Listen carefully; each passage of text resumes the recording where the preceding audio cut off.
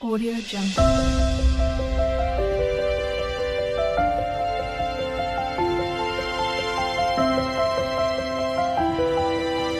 Audio Jungle. அனைவருக்கும் வணக்கம். நம்ம இந்த வீடியோவில் என்ன பார்க்க போகிறோம்னா, தமிழ் மொழி திறனாளி தேர்வுக்குரிய பாடம் தான் பார்க்க போகிறோம். இதுக்கும் நம்ம என்ன பார்த்தோம்னா, மாதிரி தேர்வு 1 to 5 வரைக்கும் பார்த்துட்டோம். இப்போ போன 2 இயர்ஸ் கேட்ட கொஸ்டின் பேப்பர் பார்த்தாச்சு. அதுக்குரிய ஆன்சர்லாம் டீட்டெயிலாக பார்த்துருக்கோம். இப்போ பார்த்துருப்பீங்கன்னு நினைக்கிறேன். இப்போ ஸ்டார்ட் பண்ணிடலாம். இந்த பாடத்தில் இப்போ பாடம் என்ன கொடுத்துருக்காங்கன்னா, அன்னை மொழின்னு கொடுத்துருக்காங்க. இது ஒரு மனப்பாட பாட்டு. அந்த மனப்பாட பாட்டு மனப்பாடம் பண்ணிக்கோங்க. இந்த லைன்னாலும் கேட்டு கொஸ்டின் கேட்கலாம். 2 வரி கேட்டு இந்த பாடல் எழுதியவர் யார் அப்படின்னு கொஸ்டின் கேட்கலாம். அன்னை மொழி இது பாடல் எழுதுனது யாருன்னா பாவலர் பெருஞ்சித்திரனார். இந்த 8 லைன் தான் மனப்பாடம் செய்யலாம் கொடுத்துருக்காங்க. இதில் நம்ம எந்த வரி வேணாலும் கேட்டு கேட்கலாம்.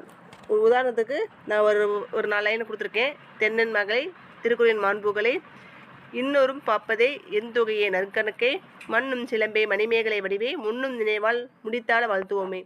இந்த மாதிரி வரி கேட்டு இந்த பாடல் வரி எந்த நூலில் இடம்பெற்றுள்ளது அப்படின்னு கேட்கலாம். அன்னை மொழி. இந்த பாடல் எழுதுறது யாருன்னு கேட்கலாம். பாவலர் பெருஞ்சித்திரனார். இது கனிசாருங்கிற தொகுதியில் இடம்பெற்றிருக்கு. இந்த வரி கேட்டு இது என்ன பகுதியில் இடம்பெற்றிருக்குன்னு கேட்கலாம். கனிசாரு. இந்த மாதிரி நீங்கள் வரியாக துல்லியமாக படித்தாதான் இந்த எக்ஸாமில் கை ஸ்கோர் எடுக்க முடியும். கை ஸ்கோர் எடுத்தால் தான் நமக்கு மந்த்லி 1500 ரூபா ஸ்காலர்ஷிப் கிடைக்கும். அதனால் வரியாக படிச்சிருங்க. இந்த பாடலில் எந்த அரசரை பற்றி கேட்டுக்கலாம்னு கொஸ்டின் கேட்கலாம். பாண்டிய மன்னனின் மகளை, திருக்குறளின் பெருமைக்குரியவளை, பட்டுப்பாட்டை, 8 தொகையை, 11 கீழ்கணக்கே, எழுத்து சிலைப்பதிகாரமே, அழகான மணிமேகலையே. இதில் என்னென்ன நூல்கள்லாம் கேட்டாங்கன்னு கொஸ்டின் கேட்கலாம். பார்த்துக்கோங்க. பொங்கி எழும் நினைவுகளால் தலைப்பிணைந்து வாழ்த்துக்கிறோம்.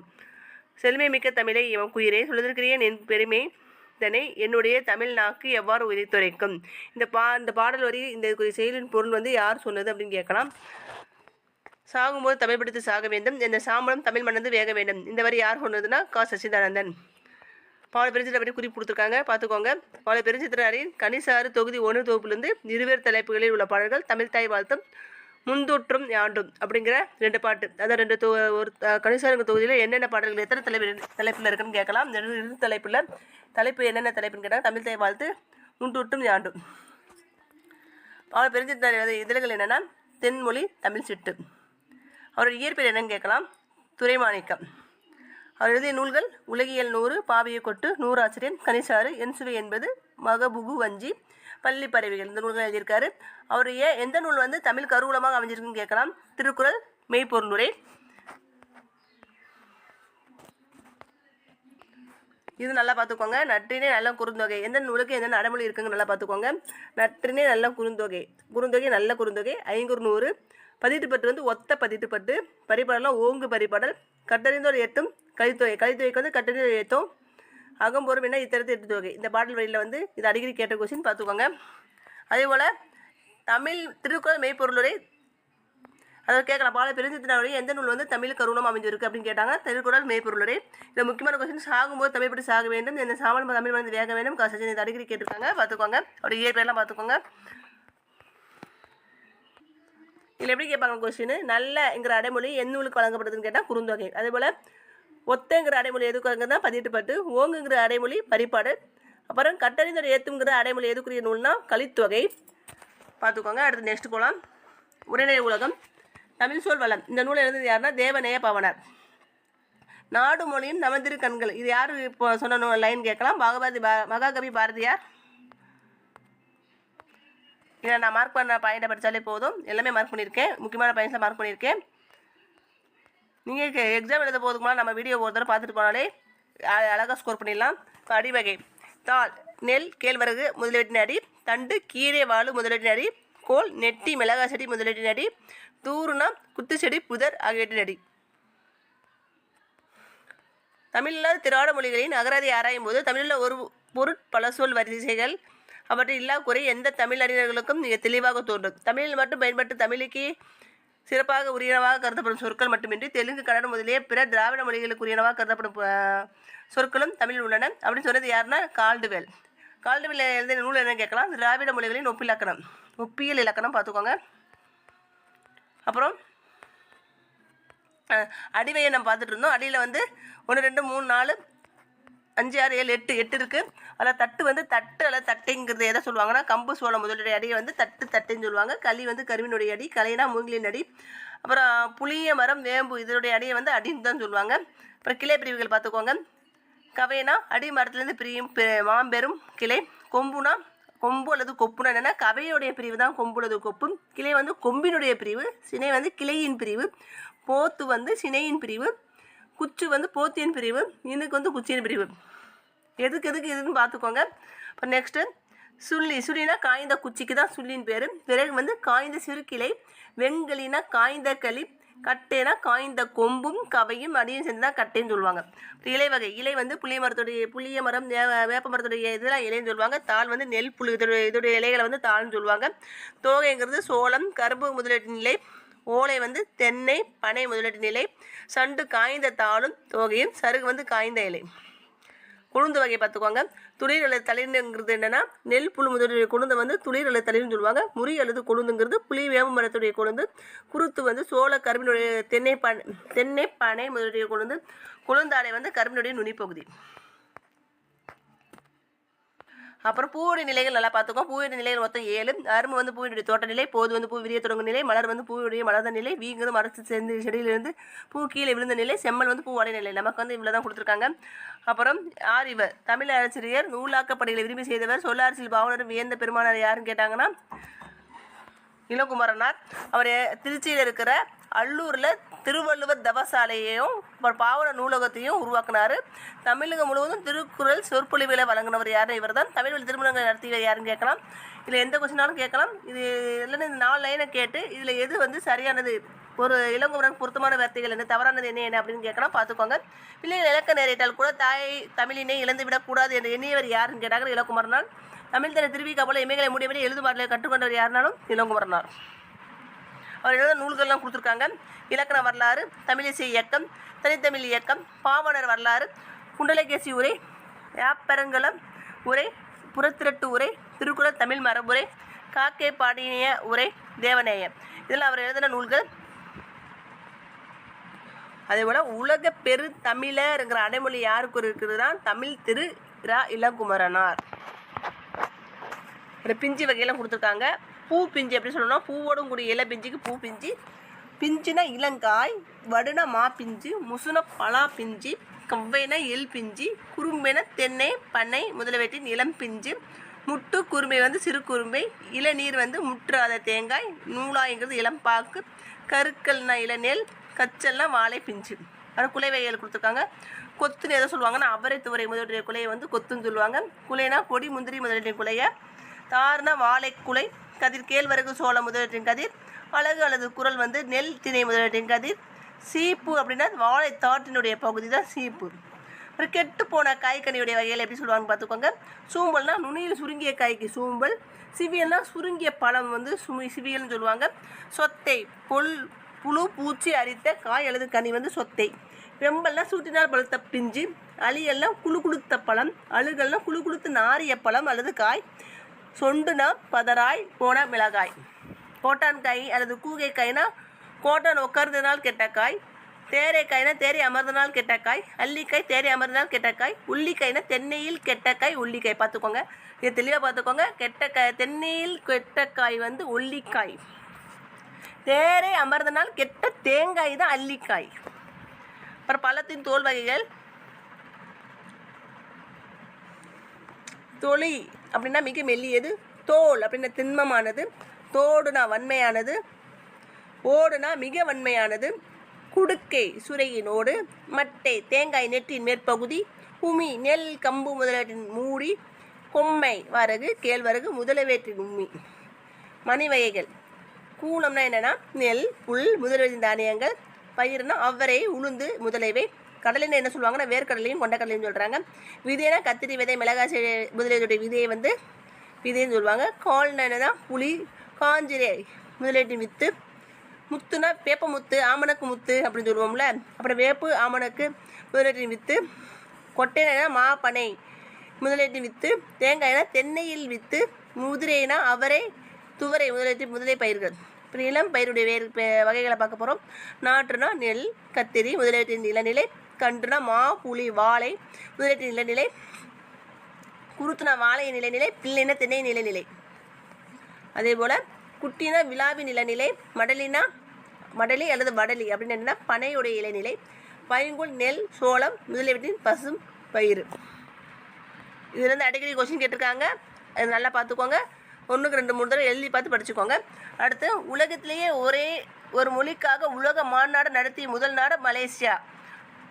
மாநாட்டுக்குரிய முதல் மொழி என்னென்னா தமிழ் மொழி அப்படின்னு யார் சொல்லியிருக்காங்கன்னா பன்மொழி புலவர் க. அப்பாத்துரையார். இதில் 3 கொஸ்டின் இருக்குது, பார்த்துக்கோங்க. அப்புறம்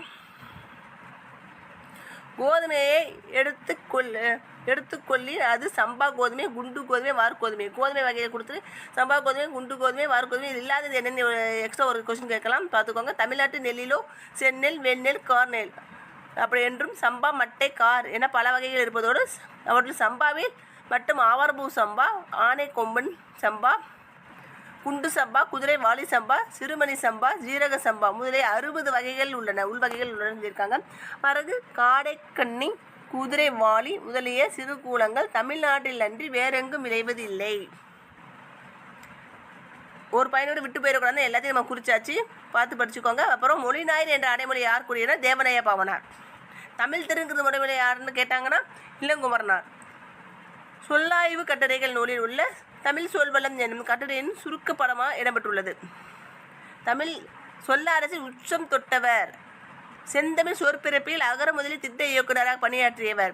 உலக தமிழ் கழகத்தை நிறுவி தலைவராக இருந்தவர். இதில் 3 கொஸ்டின் இருக்குது, பார்த்துக்கோங்க. தமிழ் சொல்ல அரசின் உச்சம் தொட்டவர் யாருன்னு கேட்டால் தேவநாய பாவனர். செந்தமிழ் சொற்பிறப்பில் அகர முதலில் திட்ட இயக்குநராக இருந்தவர் பணியாற்றியவர் யாருன்னு கேட்டாங்கனாலும் தேவநாய பாவனர். உலக தமிழ் கழகத்தை நிறுவி தலைவராக இருந்தவர் யாருன்னாலும் தேவநாய பாவனர். அவர் இந்த கொஸ்டின் அடிக்கடி கேட்டிருக்காங்க. போர்ச்சுகீஸ் நாட்டின் தலைநகர் வந்து லிசுபன். போர்ச்சுகீஸ் நாட்டின் தலைநகர் என்னது லிசுபன். 1954 காட்டிலா என்னும் நூல் முதலில் தமிழ் மொழியில் தான் மொழிபெயர்க்கப்பட்டது. முதல் மொழிபெயர்க்கப்பட்ட நூல் என்னன்னா காட்டிலா. எந்த ஆண்டு? 1954 ஆண்டு. எந்த மொழிபெயர்க்கப்பட்டதுன்னா தமிழ் மொழியில். இந்நூல் ரோமன் வடிவில் அச்சிடப்பட்டுள்ளது. எந்த வடிவில் அச்சிடப்பட்டுள்ளதுன்னு கேட்கலாம். ரோமன் வடிவில். ரோமன் எழுத்துருவில் வெளிவந்த இதன் முழு பேர் கொடுத்துருக்காங்க, பார்த்துக்கோங்க. காட்டிலா டி லிங்கோயா தமிழு இ போர்ச்சுகீஸ். இது அன்றைய காலத்திலேயே 2 வண்ணங்கள் எழுதியிருக்காங்க. என்னென்ன வண்ணம் கேட்கலாம். கருப்பு மற்றும் சிவப்பு வண்ணங்கள் எழுதியிருக்காங்க. இந்த இந்திய மொழியிலேயே மேல்நாட்டு எழுத்துறையில் முதலில் அச்சேரியது என்னென்ன மொழின்னு கேட்டாங்க. தமிழ் மொழி தான். இது எந்த தமிழ் சங்கத்தை சொல்லியிருக்காங்கன்னா 6ஆம் உலக தமிழ் மாநாட்டு மலரில் இது வெளிவந்திருக்கு இந்த நியூஸ். கேட்கலாம், இதுவும் கேட்கலாம். 6ஆம் உலக தமிழ் மாநாடா, 5ஆவதா, 4ஆவதான்னு கேட்டால் நம்ம தெளிவாக எழுதணும், பார்த்துக்கோங்க. இரட்டை மொழிகளுடைய ஆசிரியர்னா சந்த கவிமணி தமிழ் அழகனா.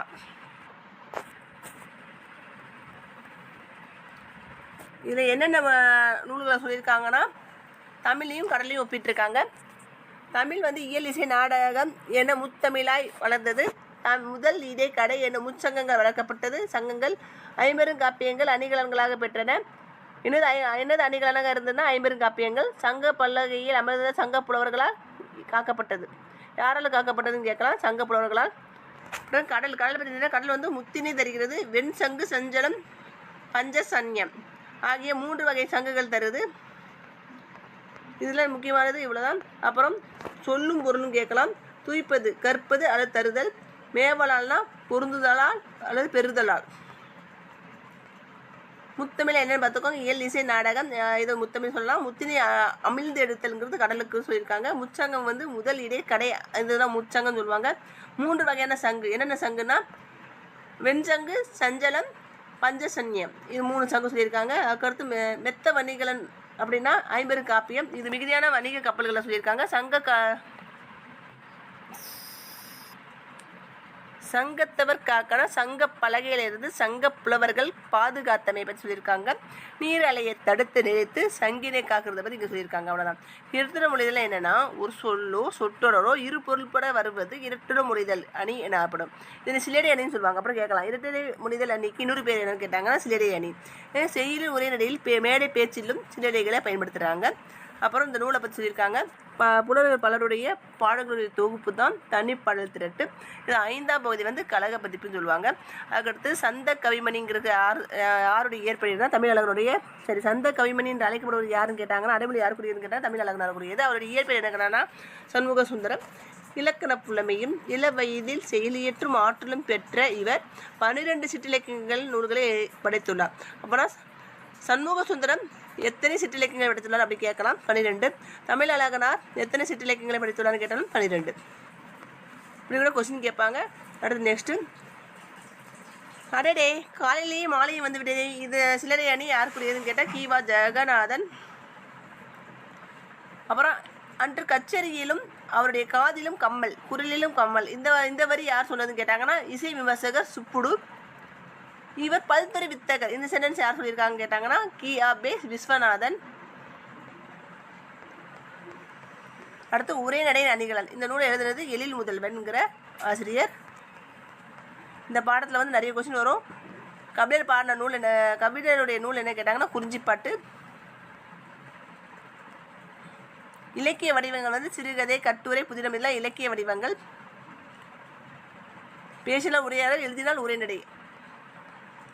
தமிழ் இலக்கியம் வந்து அற இலக்கியமாகி, காப்பியமாகி, சிற்றிலக்கியங்களாகி, சந்த கவிதையாகி, புது கவிதையாச்சுன்னு சொல்லியிருக்காங்க. இந்த வரிசை கேட்கலாம். தமிழ் இலக்கியம் எப்படிலாம் மாறிச்சுங்கிற வரிசை கேட்கலாம், பார்த்துக்கோங்க. அப்புறம் உணர்ச்சிகளை காட்ட என்ன பயன்படுத்துகிறாங்கன்னா உவமை. தமிழ் மறையான திருக்குறளை தந்த திருவள்ளுவர் பேரில் முதல் தமிழ் கணினி 1983 செப்டம்பரில் TCM டேட்டா ப்ராடக்ட்ஸ் என்ற தனியார் நிறுவனம் உருவாக்கி விற்பனைக்கு கொண்டு வந்தது அப்படின்னு சொல்லியிருக்காங்க. அதாவது தமிழ் மறையான திருக்குறளை தந்த திருவள்ளுவர் பேரில் வந்து முதல் கணினி வந்து எந்த ஆண்டு வந்துச்சுன்னு கேட்டாங்கன்னா 1983. எந்த நிறுவனம் கொண்டு வந்துச்சுன்னு கேட்டாங்கன்னா TCM டேட்டா ப்ராடக்ட்ஸ். அந்த திருக்குறள் முதல் தமிழ் கணினியோட பேர் என்னென்னா திருவள்ளுவர். அப்புறம் திருப்பரங்குன்றத்தின் அழகை பார்ப்பதற்கென்றே இயற்கை பதித்து வைத்த 2 பெரிய நிலை கண்ணாடிகளைப் போல் வடபுறமும் தென்புறமும் நீர் நிறைந்த கண்மாய்கள் அப்படின்னு சொல்றது யாருன்னு கேட்டாங்க நான் பார்த்தசாரதி. எந்த நூலை சொல்லியிருக்காருன்னா குறிஞ்சிமலர். 1000 ஆண்டுகளுக்கு பின்பு வந்த தண்டி என்பவர் உருவகத்தை பற்றி உவமையும் பொருளும் வேற்றுமை ஒளிவித்து ஒன்றென மாட்டின் அஃது உருவகமாகும். இந்த வரி கேட்கலாம். உவமையும் உருவகத்தை பற்றி என்ன சொல்லியிருக்காங்க, உருவகத்தை பற்றி சொல்கிற வார்த்தைகள் என்னன்னு கேட்கலாம். உவமையும் பொருளும் வேற்றுமை ஒளிவித்து ஒன்றென மாட்டின் அஃது உருவகமாகும். இந்த வரி யார் சொன்னதுன்னு கேட்டால் தண்டி. முகநிலாவில் வியர்வை முத்துக்கள் துளித்தன. இது என்னன்னு கேட்கலாம். உவமை அணியா உருவகமானு கேட்டால் உருவகம். களம்புக துடித்து நின்ற உனக்கு வெற்றி சாறு கிடைத்து விட்டது, உண்டு மகிழ்ந்தாய், உன் புன்னைக்கு தான் அதற்கு சான்று. இந்த வரி யாருக்குரியதுன்னு கேட்டால் அறிஞர் அண்ணாக்குரியது. உவமை உறுப்பு மறைந்து வந்தால் அதற்கு எடுத்துக்காட்டு உவமை அணி என்று பெயர். எடுத்துக்காட்டு உவமைக்கு ஒரு பாட்டு கொடுத்துருக்காங்க. புற தூய்மை நீரானமையும் அக தூய்மை மயமாறு காணப்படும். இந்த பாட்டு வரி கேட்டு கூட திருக்குறள் கூட கொடுத்து கூட நமக்கு என்ன கேட்கலாம்னா இது என்ன அணின்னு கேட்கலாம். அதுபோல் எடுத்துக்காட்டு உவமை அணியை உரைநிலையில் பயன்படுத்தினா நமக்கு என்னென்ன இணைய ஒப்புன்னு சொல்லுவாங்க. ஊர் கூடி செக்கு தள்ள முடியுமா என்று கேட்கிறார்கள். ஊர் கூடின பிறகுதான் செக்கு தள்ள வேண்டும் என்று காத்திருப்பவரின் காரியம் கைகூடாது. புரோகிதருக்காக அமாவாசை காத்திருப்பதில்லை. இந்த வரி யார் சொன்னதுன்னு கேட்கலாம். வ ராமசாமி. என்ன நூலை சொன்னாங்கன்னா மலையும் புயலும் கேட்கலாம். மலையும் புயலும் இந்த நூலின் ஆசிரியர் யார்? வ ராமசாமி. அக்ரிணை பொருளையும் உயர்நிலையாக கருதி கற்பனை செய்து எழுதுவோம். இலக்கியத்தில் இது உண்டோ? தொல்காப்பியர் வந்து ஞாயிறு திங்கள் நெஞ்சம் போன்ற அக்ரிணை பொருட்கள் சொல்லுன போலவும் கேட்பன போலவும் சொல்லி அங்கு அமையும். இது எதில் இது சொன்னது யாருன்னு கேட்டால் தொல்காப்பியர்.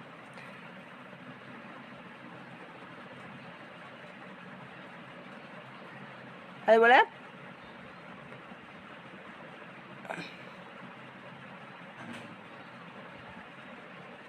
அதான் இது உணர்வு இல்லாத பொருட்களை உணவுடையன போலவும் இங்கே ஒன்று சொல்லியிருக்காங்க பார்த்துக்கோங்க.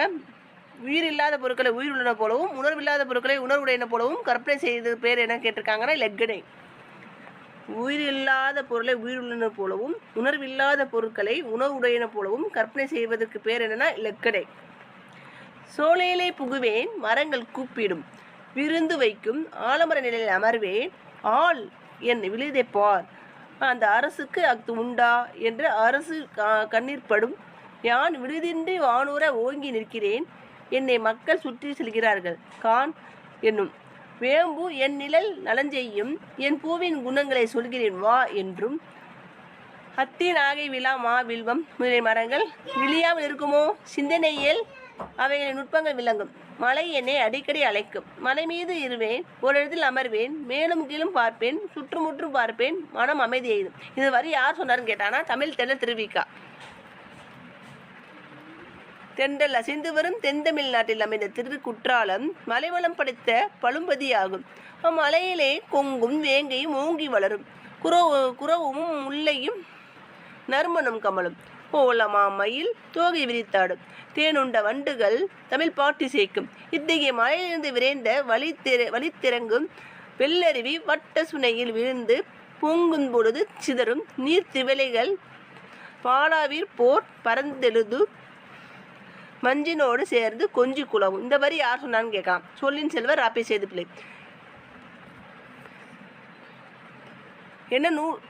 என்ன நூலில் சொல்லியிருக்காங்கன்னா தமிழ் இன்பங்கிற நூலில் சொல்லியிருக்காங்க.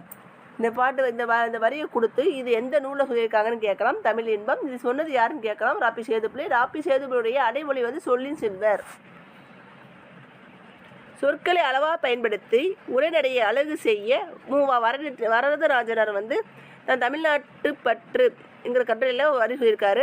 வாழ்க்கை நடத்துவதற்கு பொருட்கள் பல வேண்டும். அரிசி, காய், கனி முதலியவை வேண்டும். உடை, வீடு முதலியவை வேண்டும். காசும் காகித நோட்டும் வேண்டும். இன்னும் பல வேண்டும். இவற்றை ஆளும் அறிவு வேண்டும். இந்த வரி யார் சொன்னார்னு கேட்டாங்கன்னா மூவா. எந்த நூலில் சொன்னாங்கன்னா நாட்டுப்பற்றுங்கிற நூலில் சொல்லியிருக்காங்க.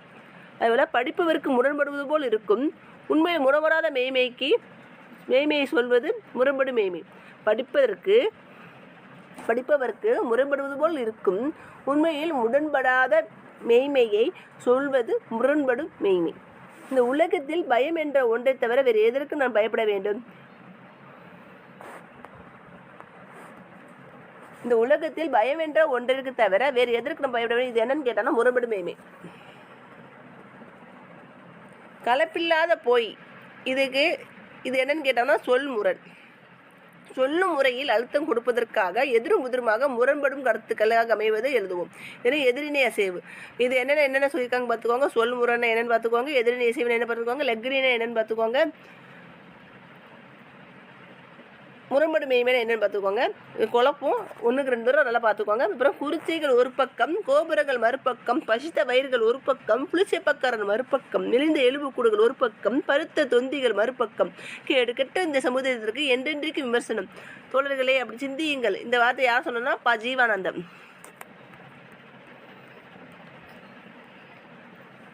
பெரியார் பற்றி ஒரு வார்த்தை இருக்குது. பெரியார் பேசாத நாள் உண்டா, குரல் கேட்காத ஊர் உண்டோ, அவரிடம் சிக்கி திணறாத பழமை உண்டா, எதை கண்டு அவர் திகைத்தார், எந்த புராணம் அவரிடம் தாக்குதலை பெறாதது. எனவே தான் பெரியாருடைய பெரும் பணியை நான் ஒரு தனி வரலாறு என்றல்ல, ஒரு சகாப்தம், ஒரு காலகட்டம், ஒரு திருப்பம் என்று கூறுகிறேன். அப்படி யார் சொன்னார்னா பெரியாரை பற்றி அண்ணா சொல்லியிருக்காங்க. கேட்கலாம். இது யாரை பற்றி யார் சொல்லியிருக்காங்கன்னு கொஸ்டின் கேட்கலாம். பார்த்துக்கோங்க. அப்புறம் உணர்ச்சியுடைய வெள்ளத்துக்கு பேர் என்னென்னா உச்ச நிலைன்னு பேர். அது அதுக்கு இருக்க இங்கிலீஷ் வேர்டையும் பார்த்துக்கோங்க. கிளைமேக்ஸ்னா என்ன, பாரடாக்ஸ்னா என்ன, ஆடிட்டிஸ்னா என்னென்ன, ஆக்சிமோரன்னா என்ன, இதெல்லாம் பார்த்துக்கோங்க. அப்புறம் இந்தியா தான் என்னுடைய மோட்சம், இந்தியாவின் நன்மை தான் என் நன்மை, இந்தியா தான் என் இளமையின் மெத்தை, என்ன யௌவனத்தின் நந்தவனம், என் கிழக்காலத்தின் காசி. எப்படின்னு இது சொன்னது யாருன்னு கேட்டால் பாரதி. ஒரு எழில் முதல்வரை கொடுத்துருக்காங்க. எழில் முதல்வர் எழுதிய நூல் தான் புதிய உரைநடை. உரைநடையின் அணிகலன்ங்கிற நூலிலிருந்து புதிய உரைநடைங்கிற கட்டுரையோட சுருக்கம். அதுக்கடுத்து நெக்ஸ்ட்டு புதிய உரைநடைங்கிற நூலிலிருந்து உரைநடை அணிகலன்கிற கட்டுரையின் சுருக்கம் தான் எழுதியிருக்காங்க. அப்புறம் இவருடைய இயற்பெயர் என்னன்னு பார்த்துக்கோங்க. ராமலிங்கம். அதுதான் எழில் முதலுடைய பெயர். அப்புறம் மாநில கல்லூரியில் பணியாற்றி அங்கேயே பேராசிரியர் பணியை தொடர்ந்திருக்காரு. குழந்தை அரசு ஆடவர் கல்லூரி, பாரதிதாசன் பல்கலைக்கழகம் ஆகியவற்றை தமிழ்துறை தலைவராக பணி செஞ்சிருக்காரு. மரபு கவிதை புது கவிதை படைப்பதில் வல்லவர். அவர் எந்த கவிதை எழுதுகிற வல்லவர்னு கேட்கலாம். மரபு கவிதை புது கவிதை படைப்பதே வல்லவர். இயற்பெயர் வச்சுக்கிட்டு கொஸ்டின் கேட்டுருவாங்க. இயற்பெயர் யாருக்கு என்னென்ன இயற்பெயர் இருக்குன்னு நல்லா பார்த்துக்கோங்க. ராமலிங்கம் அப்படிங்கிற இயற்பெயர் யாருக்குரியதா எழில் முதல்வருடைய பேர். அதுக்கடுத்து அவர் எழுத நூல்களில் என்னென்ன நூல்கள்னா இனிக்கும் நினைவுகள், எங்கெங்கு காணினும், யாதுமாகி நின்றார் முதலிய அவர் எழுத நூல்கள். புதிய உரைநடை நூலுக்காக தான் இவருக்கு சாகித்ய அகாடமி விருது கிடைச்சிருக்கு. அப்புறம் வாழையும் கமுகும் தாழ்குலை தெங்கும் மாவும் பலாவும் சூழடுத்து ஓங்கிய தென்னவன் சிறுமலை திகழ்ந்தது தோன்றுக. இது நூல் இந்த வரி எந்த பாடலில் இடம்பெற்றிருக்குன்னா சிலப்பதிகாரம் காடுகன் கதையில் இடம்பெற்றிருக்கு. இந்த சிறுமலை எங்கே இருக்குன்னா திண்டுக்கல் மாவட்டத்தில் இருக்கு.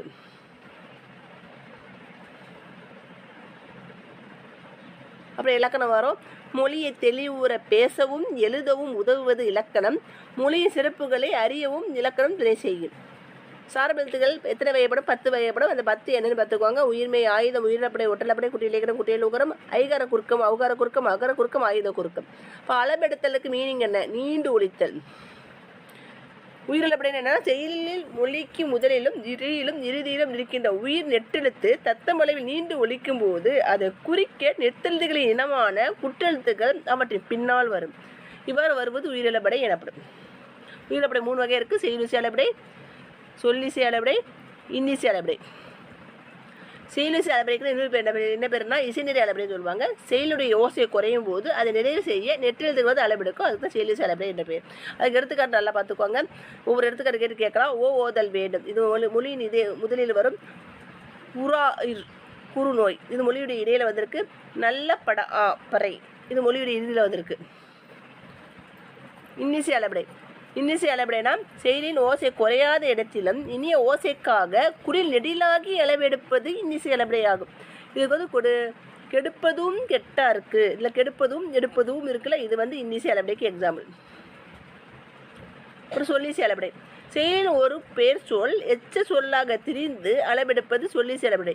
உரைநசை வரநசை இது வந்து சொல்லிசை அளபடை. புக்கில் இருக்கிற எக்ஸாம்பிள் தான் கேட்பாங்க. அது புக்கில் இருக்க தெளிவாக படிச்சுக்கோங்க. நசை என்னென்னா விருப்பம், விரும்பி அப்படி மீனிங். நசையினா என்னென்னா நசை என்கிற அளவெடுத்து பேர் சொல் வினை எச்சமாக மாறி வந்திருக்கு நசை என்று. ஒற்றலப்படை. ஒற்றலப்படை என்னென்னா செயலுடைய ஓசை குறையும் போது அதை நிறைவு செய்ய மேலெழுத்துக்களான இங்கு, இஞ்சு, இன்னு, இண்டு, இம்மு, இன்னு, இவ், இல், இல் இந்த 10 அக்கு என்னும் ஆயுத எழுத்தும் அளவெடுப்பது ஒற்றலப்படை. மொத்தம் வந்து ஒற்றலப்படை எழுத்துக்கள் எத்தனை கேட்டால் 11 அக்கையும் சேர்த்து.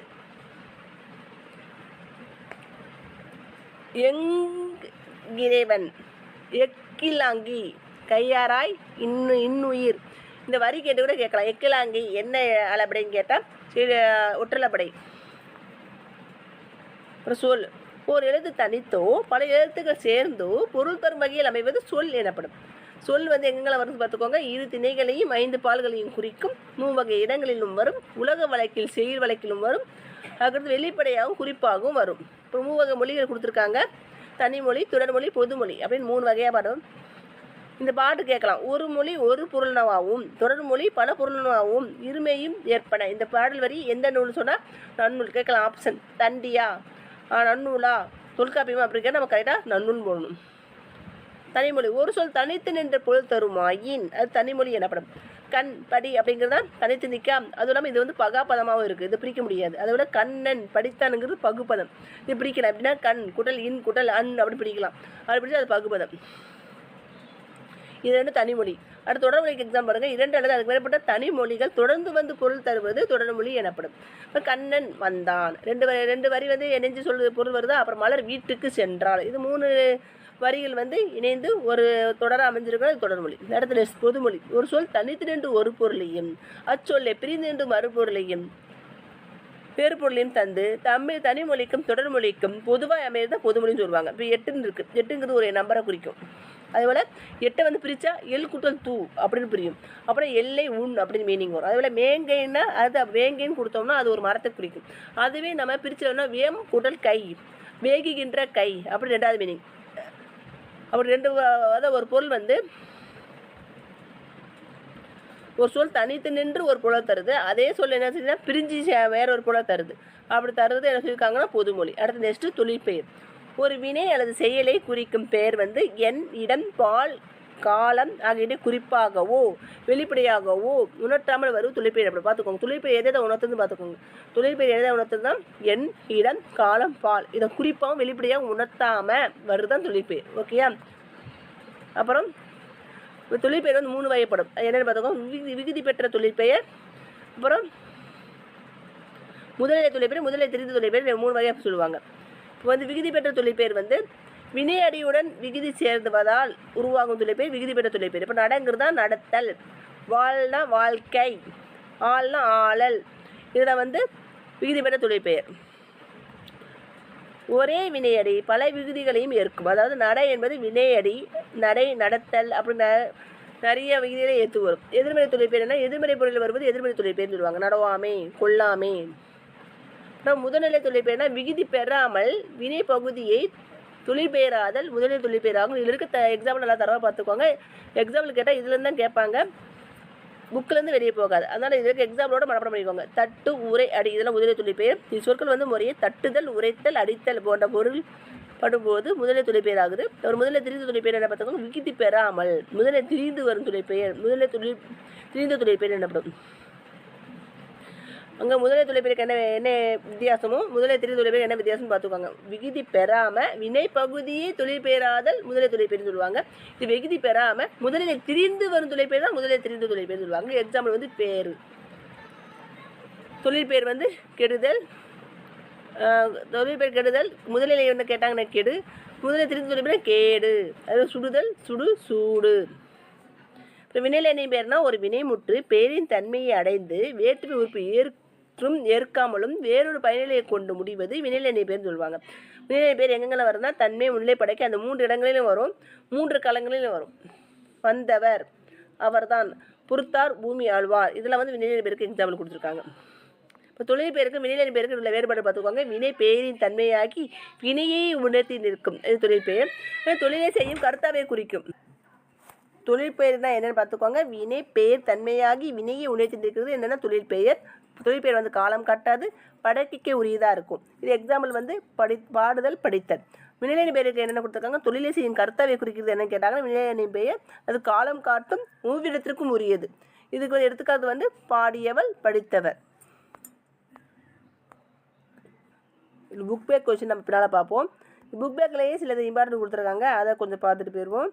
இதில் வந்து லாஸ்ட்டில் கொடுப்போம். ஒவ்வொரு வரியும் முக்கியம்.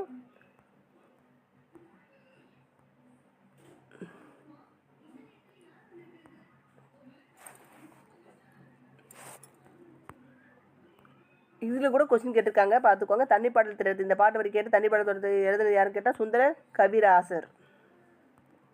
இதில் வேல் கருவேலத்தை வச்சு சொல்கிறாங்க. அரசன் தான் 1வது லைன், அதாவது இங்கே இருக்க பாருங்க, மரம் மது அப்படிங்கிற மேலே 1 கொடுத்துருக்காங்களா, அந்த மரம் மதுங்கிறது யாரை சொல்லியிருக்காங்கன்னு கேட்காங்க, அரசன்.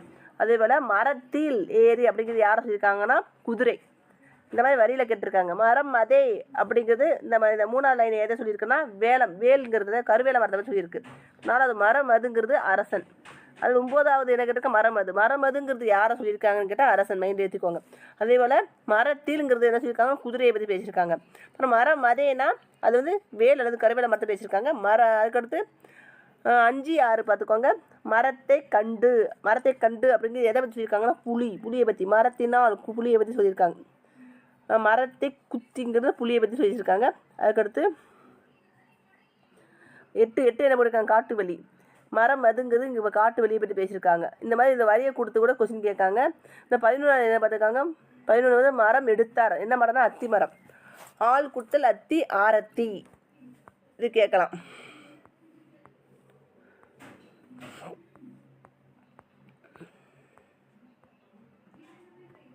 அப்புறம் இந்த பாட்டு வரி கேட்டு கேசுன்னு கேட்கலாம். தேனினும் இனிய நற்செந்தமிழின் மொழியே தென்னாடு விளங்குற திகழும் தென்மொழியே. இது பாட்டு பாடினது யாருன்னு கேட்டால் கா. நமசிவாய். இந்த வரியில் இந்த பாட்டு வரி படித்து வச்சுக்கோங்க. இதுலேருந்து ஒரு கொஸ்டின் கண்டிப்பாக வரும்.